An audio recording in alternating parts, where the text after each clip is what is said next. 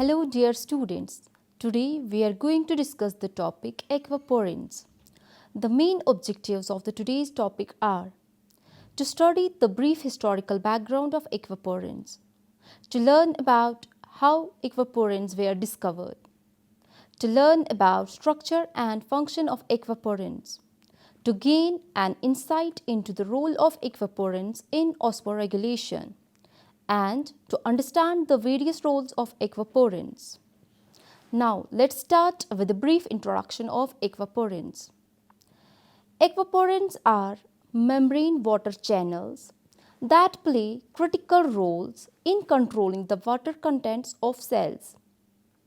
They are from a larger family of intrinsic protein that form pores in the membrane of biological cells, mainly facilitating transport of water between cells.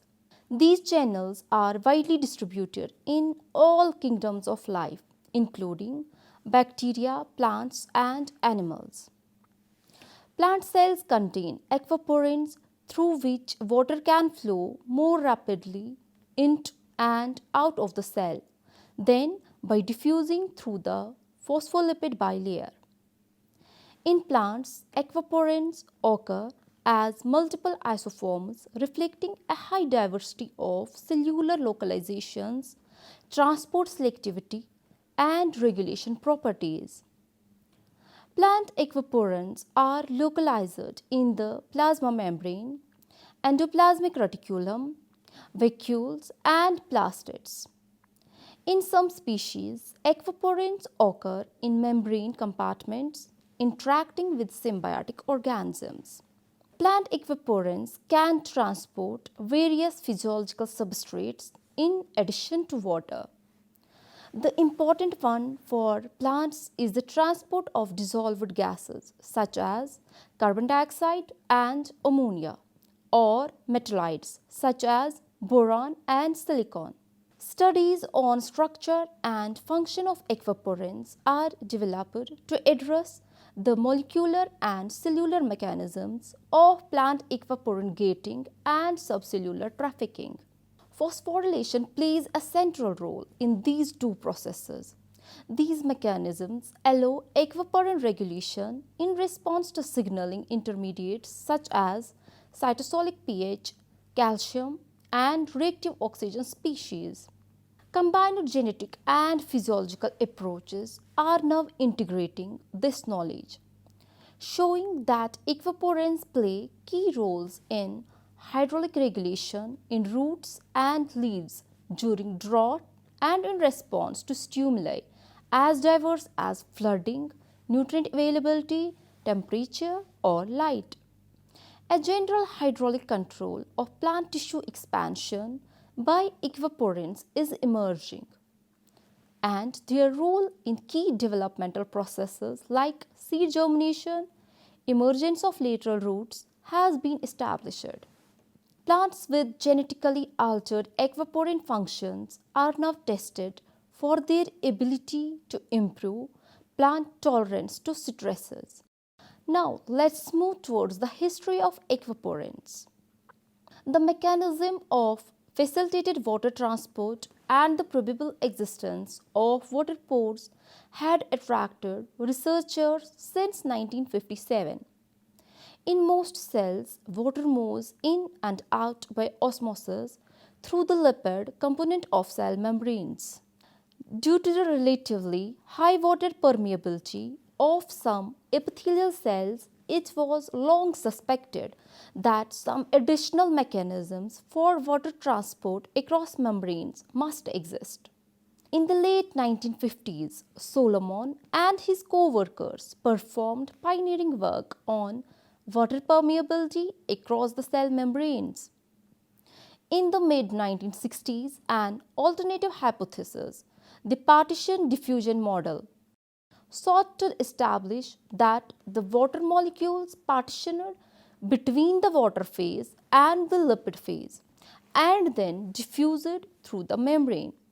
Water molecules cross until the next interphase where they left the lipid phase and returned to an aqueous phase.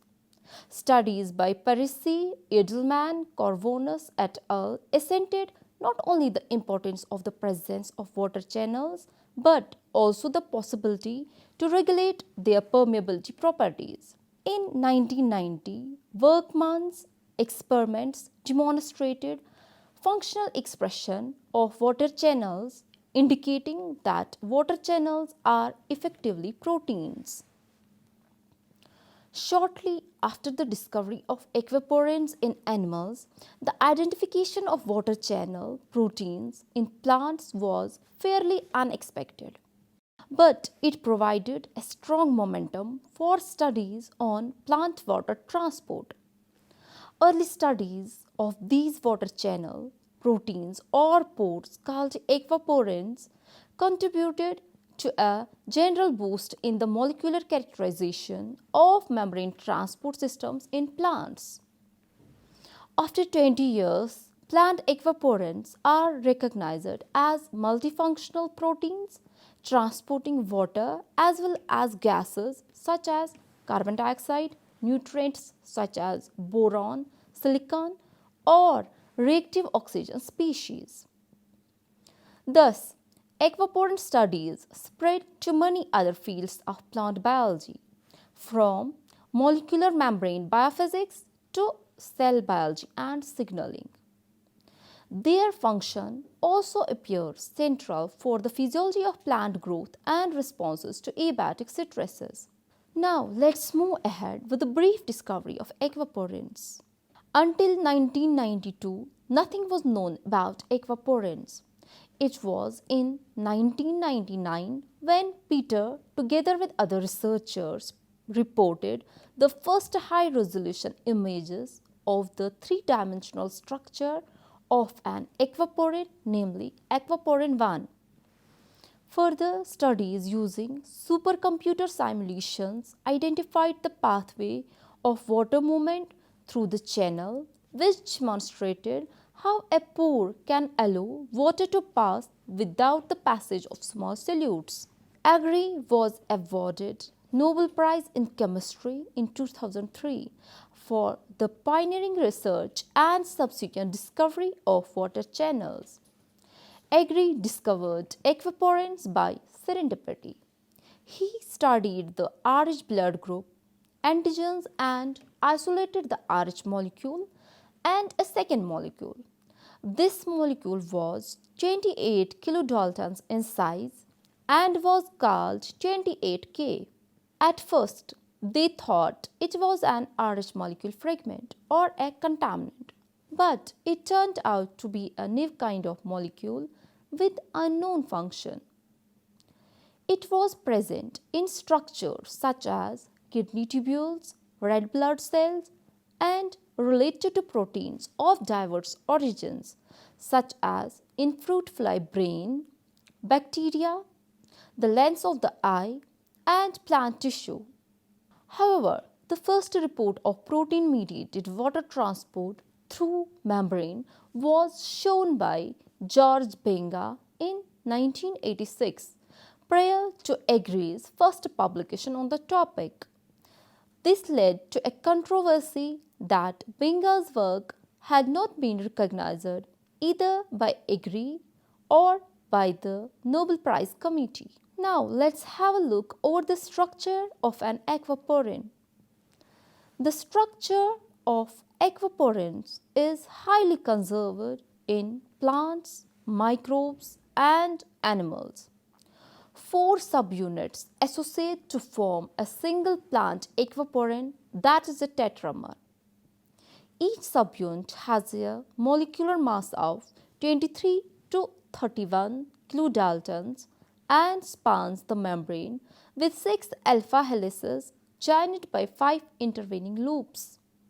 In contrast to the beta pleated sheet structure of porins, these protein subunits fold within the membrane such that the hydrophobic amino acids are on the outer side of the pore and interact with the hydrophobic fatty acids of the lipid bilayer, whereas the hydrophilic amino acids are on the inner side of the pore and interact with water molecules as they move through the pore from one side of the membrane to the other. The amino and carboxyl halves resemble each other apparently, repeating a pattern of nucleotides. Some researchers believe that this was created by the doubling of a formerly half-sized gene. Between the helices are 5 regions, from A to E, that loop into or out of the cell membrane. 2 of them, B and E, are hydrophobic, with an asparagine proline alanine NPA motif pattern. They create a distinctive hourglass shape, making the water channel narrow in the middle and wider at each end. Another and even narrower place in the channel, called the RR selectivity filter, is a cluster of amino acids enabling the aquaporin to selectively let through or block the passage of different molecules. Aquaporins can be open or closed to regulate the movement of water across the membrane. Gating is a term used to describe this regulated opening and closing of these protein channels. Gating through plasma membrane intrinsic proteins can be controlled by cytoplasmic pH, the concentration of divalent cations such as C2 positive, as well as by aquaporin protein phosphorylation.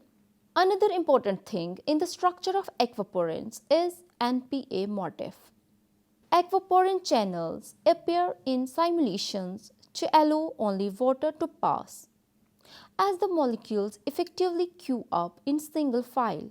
Guided by the aquaporin's local electric field, the oxygen in each water molecule faces forwards as it enters, turning around halfway along and leaving with the oxygen facing backwards. Why this rotation occurs is not entirely clear yet. Some researchers identified an electrostatic field generated by the two aquaporin half helices, HB and HE, as the reason. Others suggested that hydrogen bonds between asparagine amino acids in the two NPA regions and the oxygen in the water cause the rotation. It is still unclear whether the rotation of water molecules has any biological significance. Early studies speculated that the bipolar orientation of water molecules blocks the flow of protons via the Groth's mechanism. Groth's mechanism, also known as proton jumping, is the process by which an excess proton diffuses through the hydrogen bond network of water molecules or other hydrogen bonded liquids through the formation and concomitant cleavage of covalent bonds involving neighboring molecules. More recent studies question this interpretation and emphasize an electrostatic barrier as the reason for proton blockage. In the later view, the rotation of water molecules is only a side effect of the electrostatic barrier. At present, the origin of the electrostatic field is a matter of debate. While some studies mainly consider the electric field generated by the proteins half helices HB and HE, others emphasize dissolution effects as the proton enters the narrow aquaporin pore. Next important is RR selectivity filter. The aromatic arginine or RR selectivity filter is a cluster of amino acids that help bind to water molecules and exclude other molecules that may try to enter the pore. It is a mechanism by which the aquaporin is able to selectively bind water molecules, hence allowing them through and prevent other molecules from entering. The RR filter is made of two amino acids groups from helices B, HB and E, HE, and two groups from loop E, LE1 and LE2, from the two sides of the NPA motif. Its usual position is 8 angstrom degree on the outer side of the NPA motif. It is typically the tight part of the channel. Its narrowness weakens the hydrogen bonds between water molecules, enabling the arginines, which carry a positive charge, to interact with the water molecules and to filter out undesirable protons. As discussed, lipid bilayers are quite permeable to water. Thus, there are two possible pathways for the movement of water across a membrane. One pathway through the lipid bilayer itself and the second pathway through an aquaporin. If this is so, why does a cell require any aquaporins at all? The results of recent experiments clearly indicate that the rate of water movement through a lipid bilayer with aquaporins is faster than a membrane that contains lipids only. Thus, the presence of aquaporins provides a low resistance pathway for the movement of water across a membrane. Furthermore, since aquaporins are gated, this provides greater control for the movement of water intracellularly as well as intercellularly. For example, the water permeability of the tonoplast is 2 orders of magnitude greater than that of the plasma membrane. Thus, this allows the vacuole to replenish or buffer the cytoplasm with water when the cell is exposed to hypotonic conditions. Thus, aquaporins are important in regulating the osmotic properties of plant cells. This process is called osmoregulation. Finally, let's talk about the functions of aquaporins. Addressing the cell autonomous functions, aquaporins provide a useful step towards integration of their role at the organ and whole plant levels. One major cellular function of aquaporins is osmoregulation. In agreement with the targeting of specific aquaporin isoforms to distinct subcellular compartments, water transport assays in purified membrane vesicles, isolated vacuoles, and protoplasts have revealed that membranes from a same cell can exhibit strikingly different permeability profiles. In tobacco cells, for instance, purified tonoplast vesicles were 100-fold more permeable to water than their plasma membrane counterparts. An extremely high water permeability in the tonoplast seems to be common to most of the plant cells. According to mathematical models, this property would provide the cell with the capacity of reducing peak fluctuations of cytosolic volume in case of a sudden change in extracellular water potential. Thus, plant cells use their large vacuoles as buffering compartments during cell osmoregulation. The delayed volume response of isolated protoplasts subjected to an osmotic challenge indicated that dynamic changes in water permeability may also contribute to plant cell responses to osmotic stresses. A direct dependence of water permeability on transmembrane osmotic gradients has been observed in tonoplast vesicles purified from wheat roots but not in tobacco suspension cells. The dynamic responses of aquaporins to osmotic stress have led to the idea that aquaporins localized on the vacuole or plasma membrane may serve as osmosensors in gourd cells during stomatal movements or in growing pollen tubes. Besides osmoregulation, plant aquaporins have many biological functions. Number 1.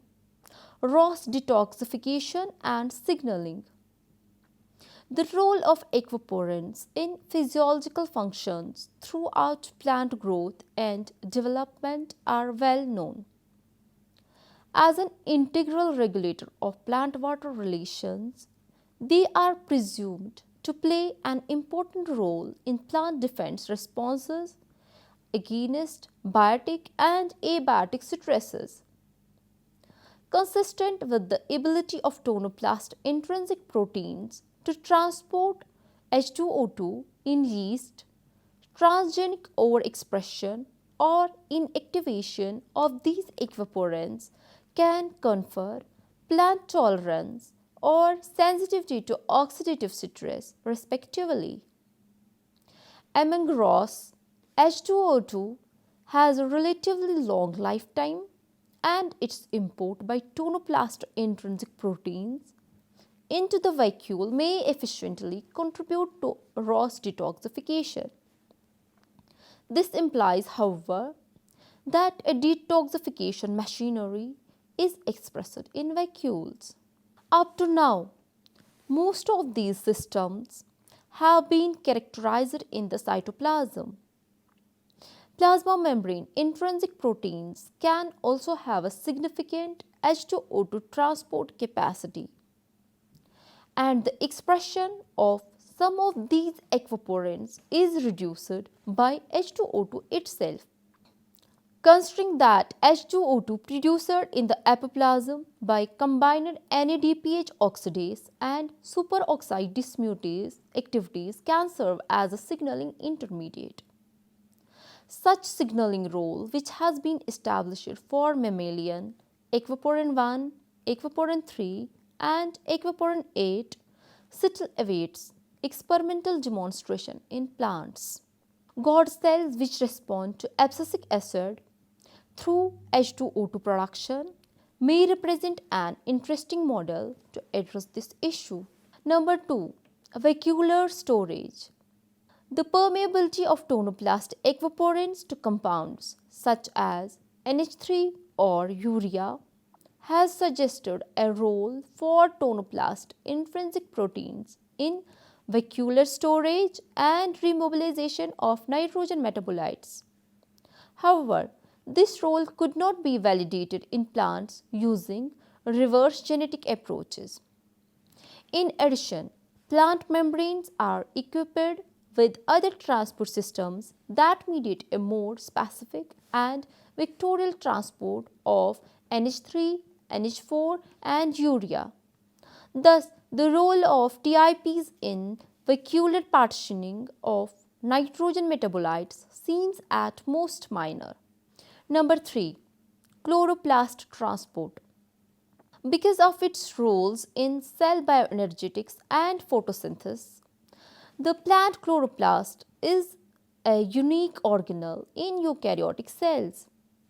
One key reaction is oxidation of water to molecular oxygen that occurs in the thylakoid lumen. It was calculated that the consumption of water molecules represents 60 to 170-fold thylakoid lumen volume per day. Although NMR measurements show a moderate diffusional water permeability of the thylakoid membrane, a minute osmotic gradient might be sufficient to support the steady uptake of water required for thylakoid lumen refilling. Thus, aquaporins may be dispensable during this process. In contrast, the thylakoid lumen shows fast and marked volume increase in response to light, which may be facilitated by aquaporin activity. Carbon dioxide is another potentially relevant substrate of aquaporins in the chloroplast. Several physical and biochemical components of plant cells such as cell wall composition, carbonic anhydrase activities in the vicinity of membranes, or carbon dioxide permeability of the membranes themselves possibly restrict carbon dioxide diffusion throughout plant cells. The chloroplast envelope may represent a critical barrier limiting carboxylation reactions performed in the stroma through Calvin-Benson cycle. Aquaporins located on the chloroplast envelope may help dissipate ROS produced in the chloroplast under highlight conditions through H2O2 transport into the cytosol.